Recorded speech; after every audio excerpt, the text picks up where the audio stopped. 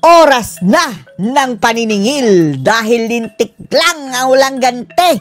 Na kung kahapon mga kababayan, ang binanatan ni VP Inday Sara Duterte ay si Joel Chua. Ngayon naman ay si Benny Abante. At mayroon pa siyang audiovisual presentation mga kababayan na kung saan pinakita ni VP Inday ang litrato ni Abante na nakalabas ang dila.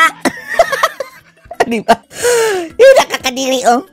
Ang taas pala ng dila ni Abante mga kababayan at ayon kay VP Sara, isa itong pagpapakita ng kabastusan. Pinost mismo ito ha, litrato ni Abante mga kababayan. Siya mismo, si Abante mismo ang nagpost sa kanyang social media na ayon kay VP Sara, pagpapakita ito ng kawalan ng respeto sa mga taong pinagsisilbihan niya. Di umano. Panoorin niyo po ha. Dito sa atin. Pag nilabas mo ang dila mo, ano ibig sabihin yan? Nangungutya. Oh, di ba? Ble, ble, ble, ble, ble. Ay, nako, mga bata. Anong tawag niyan? Walang respeto. Walang respeto. Nye, nye, nye, nye. Anong tawag niyan sa inyo? Belat, di ba? Pero iba yung belat sa ano mga kababayan na sa mga Bisaya. Huwag nyo na lang alamin. Dila yan sa dila. Diba? Pero sa Tagalog mga kababayan, ano po yan? Yan ginagawa ni Abante. Oh, ganyan. Parang nangungutya mga kababayan. Bakit? Ang mga bata ang gumagawa niyan eh. Oh. Bakit ginagawa yan ng bata? Pero bakit ito ginagawa ni Abante? Gurang na to si Abante eh. Bakit pa siya naglalabas-labas ng dila? Diyan pa sa social media mga kababayan na at nakahubad pa. Smio. Tapos nagreklamo ito si Abante mga kababayan na sa TikTok daw marami daw mga sexy. Na para na daw mga kababayan na bastos. Na para na daw pornography. Dahil marami daw sa kanyang newsfeed mga kababayan na nakikita niyang mga sexy daw mga babae. Diyos ko. Diba the more yung nakikita mo yung ganyan, the more ibig sabihin, yan talaga ang pinapanood mo. Dahil yan, ganyan gumagana ang algorithm ng TikTok mga kababayan eh. Oh, hindi nga parang nangungutya ang unang tingin natin dyan mga kababayan. Sa post na yan na Abante. Parang Mangkanor mga kababayan, nakakadiri. Smio. Di ba yung pang-aasar? Pang-aasar. Ano pa? Asar na asar nga ngayon sa Abante mga kababayan. Di ba nung minura siya ni Joey mga kababayan, sabi niya, nasasaktan ako ang pamilya ko, oh, na-offend ako. Ngayon, oh, magkaka-alta-presyon ka, Abante. Dahil si Sara Duterte na mismo ang umatake sa'yo. Parang sinasabi ng bata, oh, nang aasar. Be, sa'yo, nasa akin lahat. Ikaw wala. Be, panalo ko. Ako ang congressman. Ang dami kong sasakyan. Ang sasakyan pa niyang isa mga kababayan, parang, grabe, parang nasa loob ng bar. With all the lightings pa mga kababayan. Wala. Ganyan. Sa kultura natin, mga Pilipino. She knows. Baby, she knows. Nasaan na ang aking props? Kagabi, may apple ako. Ngayong gabi. Basta na. So, asan ang props? ilabas mo ang props. Ilabas! Ayun, mga kababayan, ang props. Audio-visual presentation. Iyo to si Abante. Ay, nako.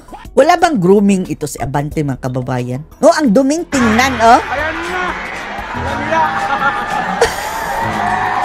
Ang duming tingnan, mga kababayan, Abante, mga kababayan, ano? Ayusin mo yung ano mo, Abante, oh, buhok mo. Kasalanan din ni Abante ito, mga kababayan, dahil siya mismo ang nag-post niyan sa kanyang social media. Anong purpose niya? Nang iinggit? O nagpapabalanda sa kanyang magandang katawan? Smile.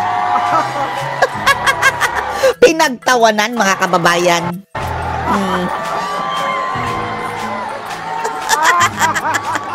Grabe, pinagtawanan ng mga tao. Anong distrito tayo?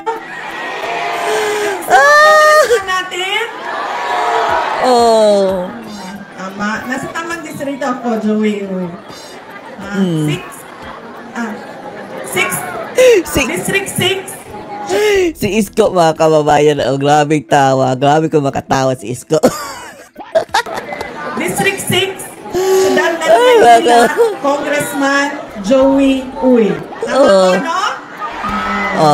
Joey Ano sinasabi Uy. niya sa inyo? Be! Naisahan ko kayo. Naisahan ko kayo. Ako meron. Tayo Kayo wala. Nang aasar, mga kababayan. Ay! Tayo. Ano ba distrito ito? Sino nga ba congressman natin? Uy! Pinaulit-ulit ni VP Sara Duterte, mga kababayan, para tumatak talaga sa isip ng tao na iboto si Uy at wag si Abante. Yan ang bagay sa'yo, Abante. Hindi na yan makakaganti, mga kababayan, dahil siguradong talo na yan si Abante eh. Maaalis na yan sa pwesto. Anong tawag sa ganitong tao, mga anak? Walang respeto. Na pang-asar. Klaro yan, ha? At kanino siya walang respeto? Sa mga tao. Sa inyo. Hindi nga nakadamit, oh. Gusto ba tong mag-apply sa Viva Max? Sa inyo Anong pelikula? siya walang respeto. Be, Be, ako nakaupo. kayo nakatayo. Bubuto. Ay, ano nga ba distrito ito? District 6 sa Quezon Sino City. ang congressman natin? Si Uy, eto, oh. Yan ang iboto nyo. Wag etong si Abante. Klarong-klaro na yan, ha? Uy! Uy! Uy! Uy! Congressman, wag na wag mo ilalabas yung dila mo. Uy, ikaw, Uy, ha? Tingnan natin kung mananalo ka. Baka pipirma ka naman para ma-impeach si VP Sara Duterte. Ikaw na naman ang susunod na matatarget namin. Pakita mo ngipin mo. Yan. Yan nyo? Nakasmile. Smile! Respeto sa tao. Talaga? Smile. Hindi katulad ni Abante. Balita ako, mabait daw yung kandidato ninyo dito. Kung ako, mga kababayan, kung si Abante man lang, wala nang pagpipilian. Hindi na ako boboto. Papakita ng ngipin. Kahit sino, mga kababayan, kahit siguro aso. Doon ako sa aso. Nag-smile. Ano nga ba natin? Sino nga ba congressman natin? Si Uy! Si Uy. Okay. Nasa 6th district ako ng syudad ng Maynila. Ang congressman dito ay si Joey Uy. Tama? Tama. Alisin natin ito sa Abante. Kung na alam ko ano ba talaga ang plano ng administrasyon na ito para sa bayan? Walang Dahil wala plano. naman tayong nakikitang pagbabago. Talaga. Ngayon, mga kababayan, namasyal na lang sila. Ang lagi lang nilang ginagawa, hinahabol si Inday Sara. Ang Gusto mga nila Duterte. burahin si Inday Sara. Correct. Sinubukan nila, nag-investigate sila sa loob ng House of Representatives. Anong Wale. nangyari?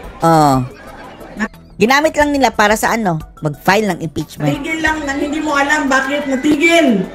Tapos sasabihin nila, hindi makasagot. Dahil kapag file na ng impeachment case, yan ang purpose nila, mga kababayan. Pupunta kami. Kayo ang tumigil. Tawag niyo ulit kami.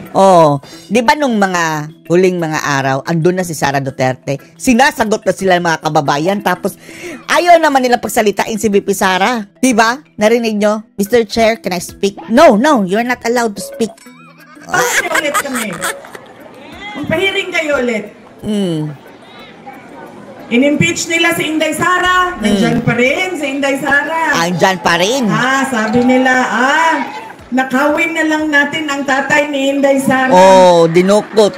Kidnapin na lang natin. Kinidnap. Pero nandito pa rin si Inday Sara. Got the power.